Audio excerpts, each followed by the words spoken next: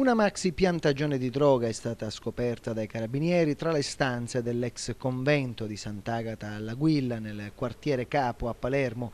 Dentro l'edificio storico, ormai in stato di abbandono, i militari hanno trovato 103 vasi di plastica con diverse piante di cannabis, con il fusto alto 1,5 metri. La piantagione Indurre era completa di tutto, un impianto curato nei minimi particolari e dotato di quanto necessario. La reazione garantita grazie all'utilizzo di grossi tubi in alluminio collegati ad estrattori, l'illuminazione assicurata tramite un allaccio abusivo alla rete Enel faceva funzionare 32 reattori di alimentazione di altrettante lampade alogene ed un misuratore di umidità collegato all'impianto di irrigazione.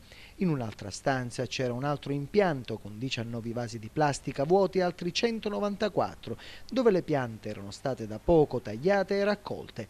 Tuttora le indagini per risalire agli autori della coltivazione ed accertare chi avesse la disponibilità dell'immobile.